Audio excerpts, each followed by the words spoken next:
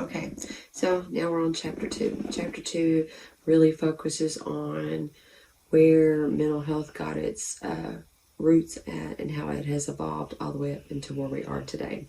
So it's a really long timeline that we're going to go through pretty briefly.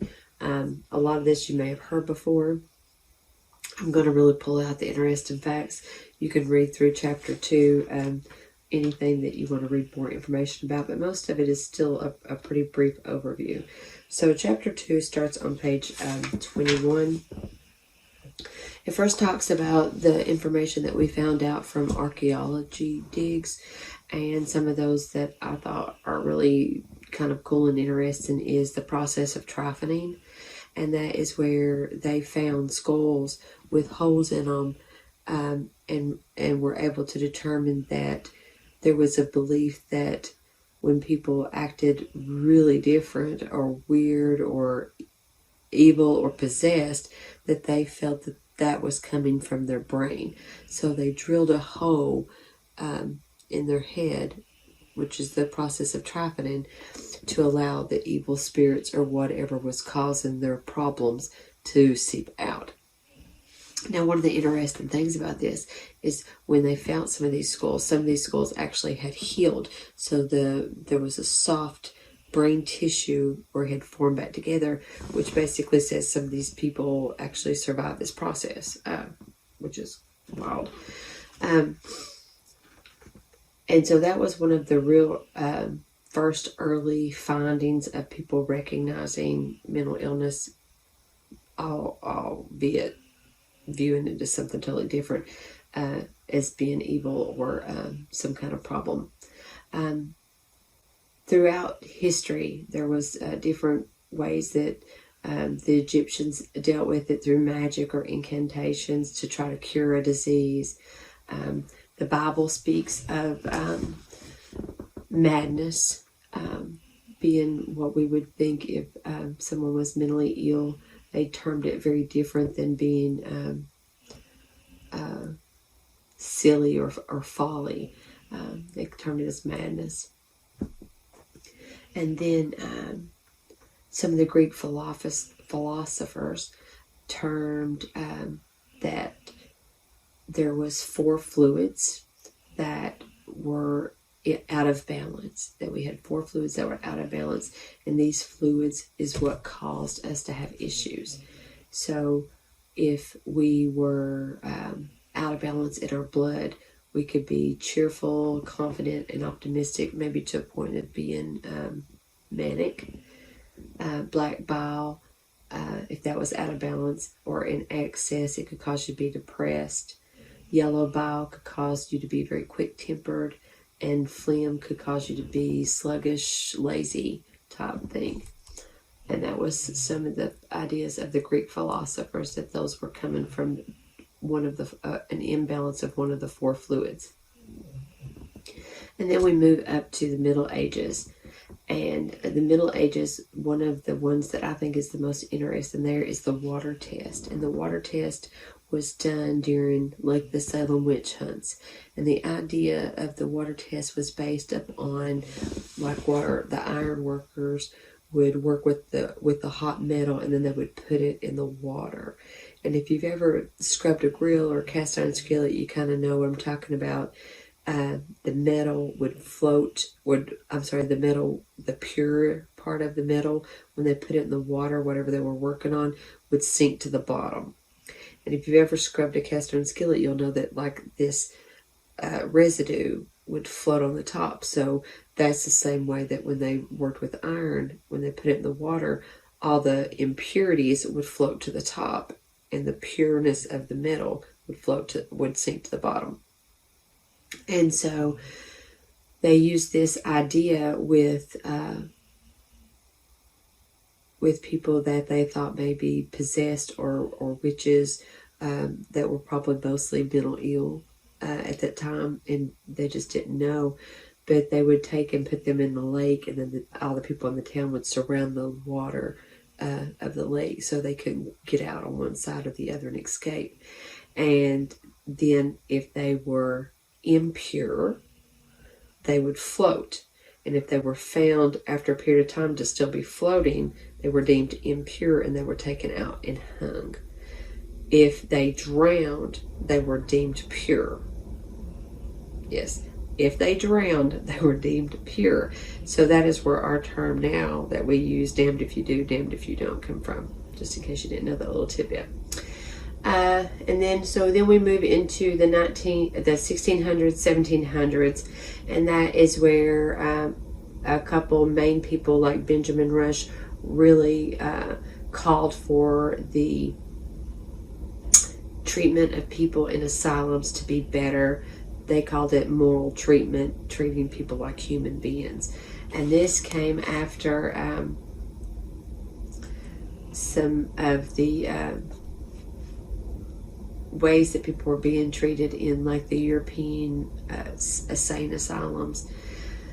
They were chained to their beds and basically made like a freak show. You could actually buy tickets and go in and look at the crazy people.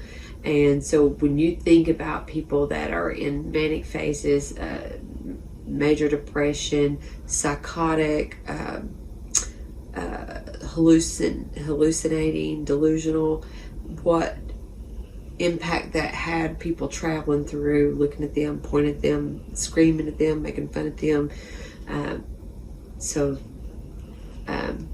Benjamin Rush, among other people, played a vital role in humane treatment. And so when that moral treatment really got pushed in and people started looking at people with mental illness as human beings with an issue, that really started changing things. And one of the things that came out of that was policies and procedures began to emerge in the way that we treated people, but it was a long way down the road before it actually was impacted. It took a lot of researchers and evidence along the way. That started really occurring in about the late 1800s, when you've got people like Freud that started doing some talk therapies. There was a group of doctors that got together and realized that there was a cure for syphilis of the brain, and the fact that you could treat it, giving it some biological roots, helped with that. And then Emil Kraepelin, he did a bunch of studies, and he put all these studies together and he kind of categorized them, and that actually kind of laid the foundation for what we use now as the DSM. And so all this evidence kind of helped take the ideal of mental health from a philosophy into like a medical model, and that's kind of where it began. In 1879, William Wundt, he was the first psychological laboratory. He developed the first psychological laboratory, and he was the first person that defined psychology as a study of an immediate experience. So I think that's kind of cool, because we talk a lot about what's going on with somebody, and that's that immediate experience, what their symptoms are currently experiencing. Whitmer, he termed the term clinical psychology. He created that term. And Healy, he began really focusing on how we treated children and wanted to have more of a multidisciplinary approach with juveniles. And you can find more about that if you're interested on page 24 and 25. And this kind of led up to, in the late 1800s, the birth of social work, where they would start visiting people, offering help through more of a society, lots of advocating for social justice, and that's how social work began, the field of social work. Then as we go into the 1900s, we've got people like Parsons, Frank Parsons. He really started with an assessment for vocation. And what's really interesting about his assessment for vocation, it was an assessment that you could take, take your self-exploration assessment. But he characterized it by listening to and gathering information from the client regarding his or her personal interest and goals. And so if you kind of think about that in a vocation sense, that really evolved into a lot of what we do now as well, just not in just career-minded. He also was able to provide a lot of evidence because he was able to show how working with children or adolescents as they transitioned in adulthood of what they're going to be for their vocation, how that was beneficial. And then Clifford Beers also played a major role in his book of A Mind That Found Itself. He wrote that after his experience in a mental institution.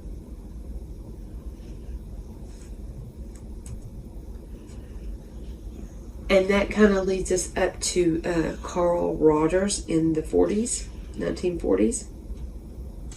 He was not happy with the way that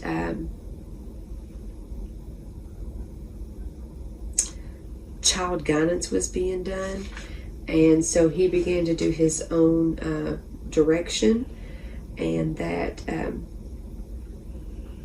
he felt what hurts, what directions to go, what problems are crucial, and what experiences have been deeply buried was what the client knew best. So he felt that there was too much telling people what to do and not letting people find what they needed to do. It started off as at the term non-directive counseling, not directing people where to go, and that was later changed to client-centered, and now we know it as person-centered approach. Rogers stated that if he could provide a certain type of relationship, the other person will discover within themselves the capacity to use that relationship for growth and change, and personal development would occur. So that's where the Rogerian came in. Another major impact that happened after that was the war. So in World War I, they began to allow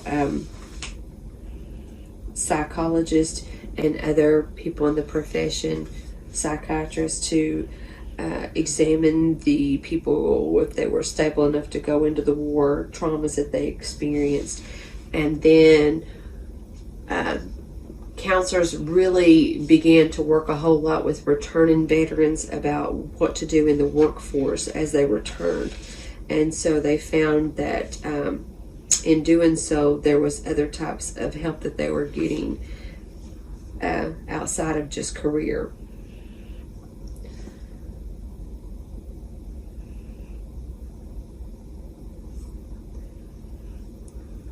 Then that takes us down to the increase in the needs for mental health. So in the 1950s, there's a big call for reform, and with that increase in mental health services and understanding and work in the field, then you had the increase of medication and the increase of people starting to write all these theories and techniques to utilize. And that required an increase in community mental health centers. When the requirement went out for the increase of community mental health centers for all these communities to develop community mental health centers, then that in turn caused deinstitutionalization. So although deinstitutionalization should have occurred, the downside of it is the way that it happened. So within a very short period of time, they released almost 500,000 mental health patients from residential treatment. into the community and told them to follow up with their community mental health centers. The impact that this had was an increase in violent attacks, an increase in homelessness, because there was no system put in place for these people to follow up effectively. And so that caused a whole new issue. And what you'll look at in mental health a lot of times, and this is what happened here, and the war made an event that increased services. And then the enormous amount of people in institutions resulted in community mental health. That resulted in deinstitutionalization. So then there was a reaction to that. And that is where more regulations were put into effect. The way that things formed, being more more consistent, more concrete in the way things were done. Schools opened up to train professionals. In 1976, Virginia was the first state that did a licensing board. And